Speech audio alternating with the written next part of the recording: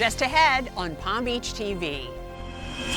I think, the beauty of starting the school year is just the opportunity for so much growth for these kids. Backpacks, drop-offs, and first day smiles. It's back to school at Palm Beach Day Academy. It's not just beach season, it's turtle nesting season. A reminder about lights out as we head into the fall. Those stories straight ahead. The Palm Beach Civic Association brings you Palm Beach TV, the island's only newscast, sponsored by the Fortin Foundation of Florida. Now, the news.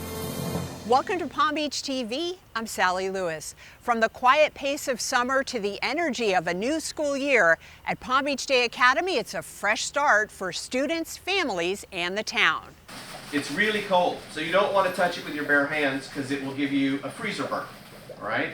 But when I put it into water, it interacts with the water and goes back from a solid state, which it's in now, into a gaseous state. It was hands-on learning day one in Mr. Ellis's 5th grade science class, where students rolled up their sleeves for a real science experiment.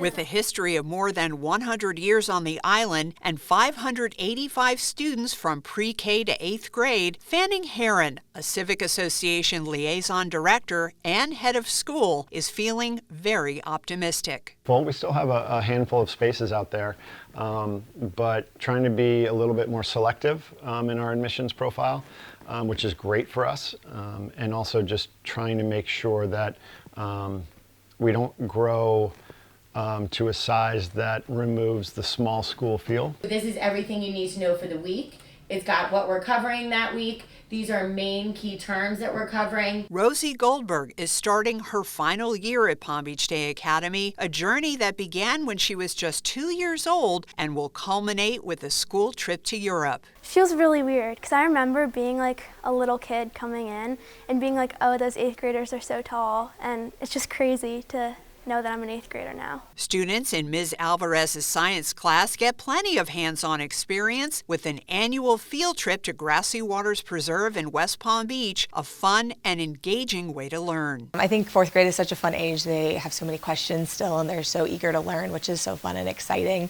And I obviously just love science too, so getting kids kind of out of that, just standard classroom where, maybe we're just reading and writing or doing math problems, and that really hands-on aspect. I think so many kids shine in that, and it's really cool to see them. New this year, the upper school has a long-awaited, highly coveted parking lot with 31 spaces, a relief for faculty and staff, and the lot frees up Seaview Avenue for visitors to the Mandel Recreation Center and nearby businesses. We're very grateful to the town for their approval and to our neighbors for working with us on that project.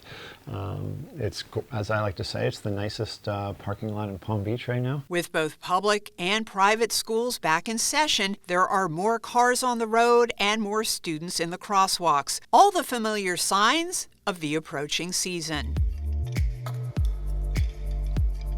A reminder that turtle nesting season is still underway and runs through October 31st. The town's lights out policy remains in effect. All oceanfront property owners must make sure no artificial light shines on the beach or water where nesting turtles and hatchlings are active. Sea turtles rely on natural light to find their way. Nesting mothers need dark, quiet beaches to lay their eggs, and hatchlings instinctively head toward the brightest horizon, usually the moonlight reflecting on the ocean. Artificial lights can confuse and disorient them, leading hatchlings away from the water, putting their survival at risk. That's why keeping the lights out is so vital.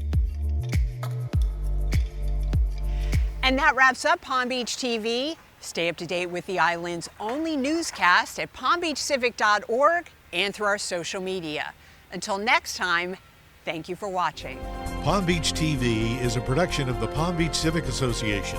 We thank our sponsor, the Fortin Foundation of Florida, and encourage you to let us know how we can further provide news coverage that best serves our members and residents.